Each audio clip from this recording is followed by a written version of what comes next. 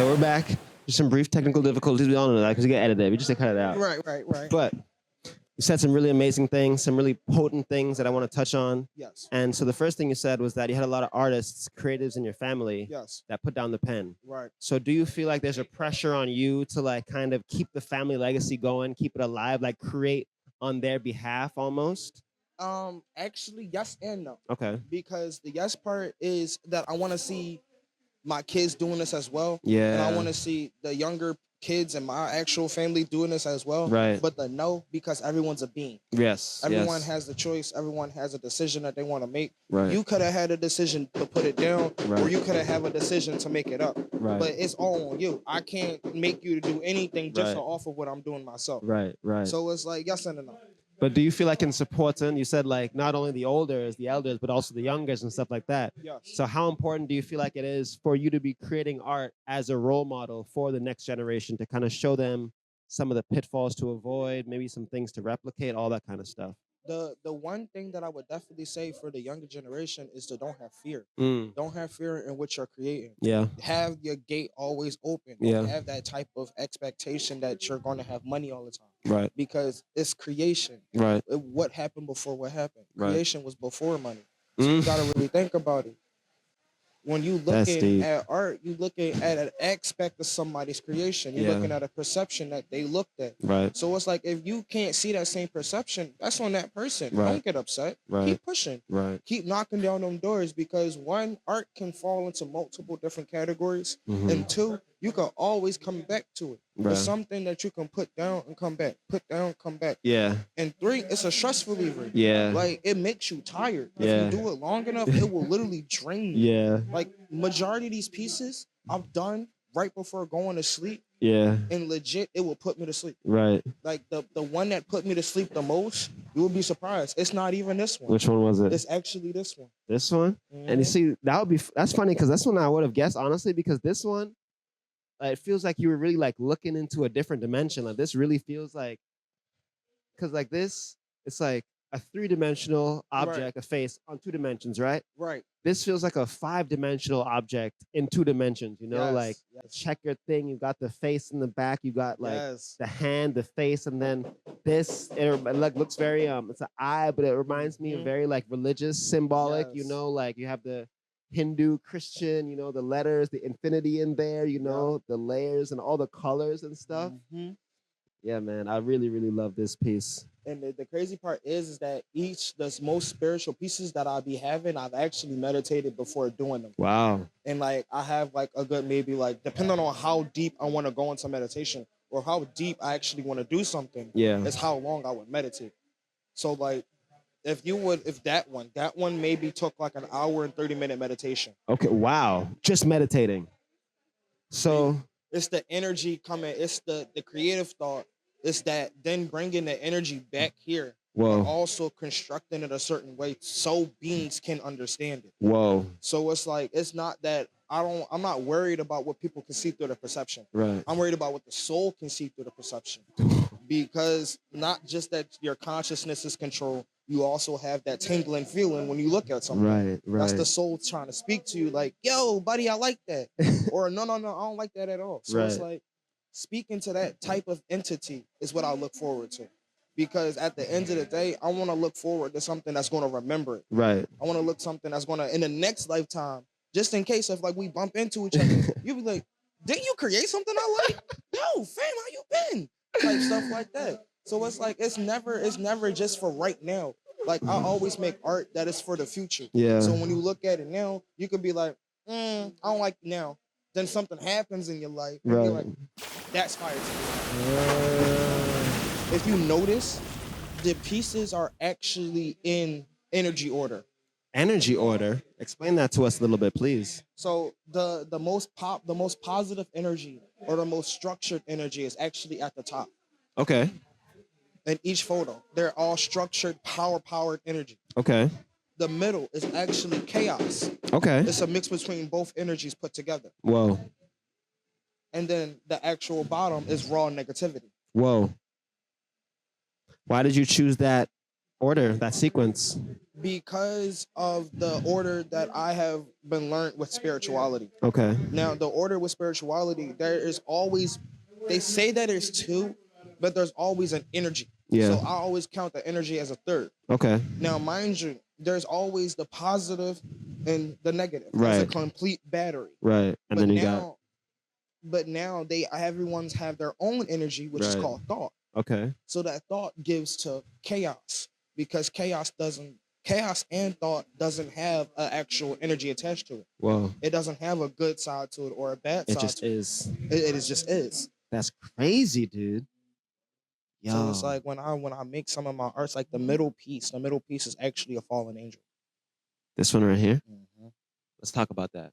Now, the actual name of that piece is called Adonis. Okay. Adonis is actually the actual ruler of Hades before Hades was the ruler. So not Drake's kid.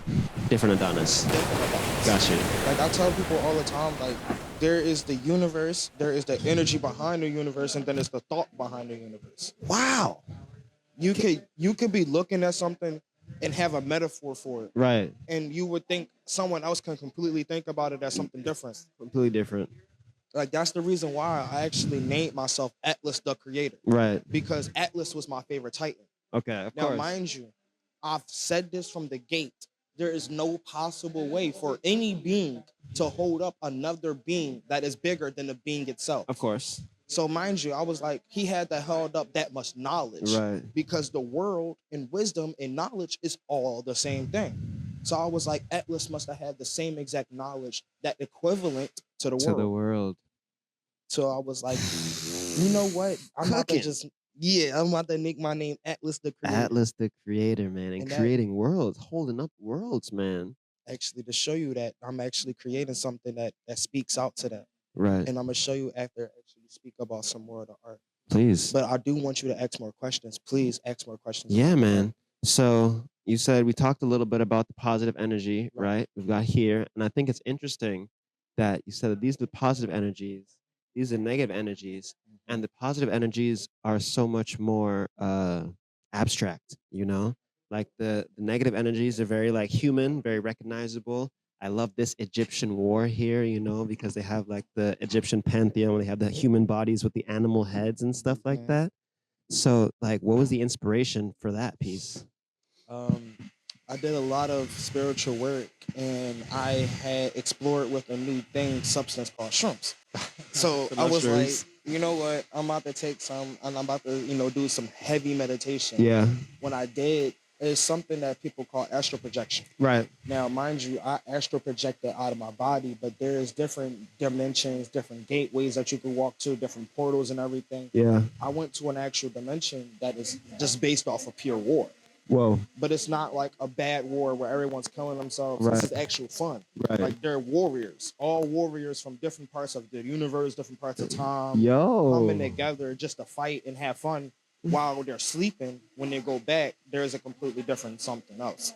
So it's like they're basically, to you, to them, it might be a dream. Right. But they're actually traveling out of their body and going to a whole nother dimension. And actually being in that present dimension, fighting together with other beings. And when, mind you, can't die, right? Can't actually fatal kill someone. You're it's just having scrapping. Fun. Just like a play fight. Literally Valhalla. Man. Yeah. So do you feel like, you're talking about astral projection, going in different dimensions. Do you feel like you have received images from other dimensional beings too? This one right here. Okay, let's talk about it. This one's actually called primordial energy. Yeah. And primordial energy is actually when I decided to do as much meditation as I can to travel as high as I could. Right. Now, mind you, this one whereas I didn't have anything in my system, no water, no food, no weed, nothing in my system, no shrooms, none of that. Yeah. Clean body. Didn't have anything for a good week. Yeah. Made sure my body was actually full-blown clean. Right. And I actually sat back and I meditated. I meditated to actually some Sumeric drum beat.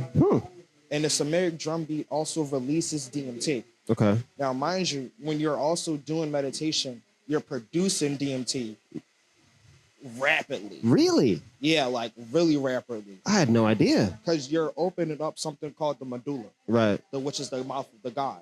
Okay. That opens up, which shoots to the literal top of the brain, which the DMT from the top shoots down like a river. And it will literally come down to all the parts of the brain. That's crazy. So mind you, when I was doing this, I was like, you know what? I'm going to hit rock bottom. And when I hit rock bottom of spirituality, right, I feel like I'm going to shoot straight back up. Right. And that's literally what happened. I went to what we would call hell. Okay. Everyone sees it as hell, but right. It's called the empty. The empty. Now, mind you, I say this all the time. If y'all are fans of CW, watch Supernatural. Okay. Supernatural was on cake with spirituality. Okay. Like when I mean on cake, icing and everything. Like even down to different dimensions. Supernatural on CW. CW all the way around. But definitely it was one of those things where I was like, yo, y'all was too right about this.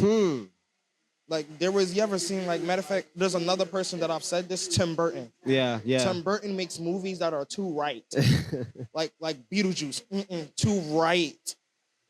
But this is actually one of those type things where the spirituality, the actual spirit realm. Yeah. If you have enough energy, it will project you to certain dimensions. Wow. So it would like literally put you in certain places. Wow. When I was talking about the doors. Yeah. When the door is in front of you, that's the actual spirit realm telling you where to go. Not another entity, not another being. That's the actual realm, like speaking to you directly. Like, yeah, go here. So, do you believe that you're being guided by something? What do you believe you're being guided by? Well, I tell people that there is the difference between a God and H-class being, which is Earth. Earth is considered an H-class being because it is a colossus of one thing. Okay. And then there is Y-class beings, the ones that are made out of pure energy. Okay.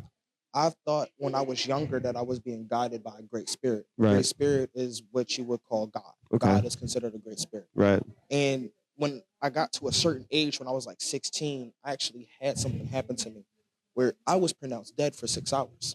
Wow. Yeah.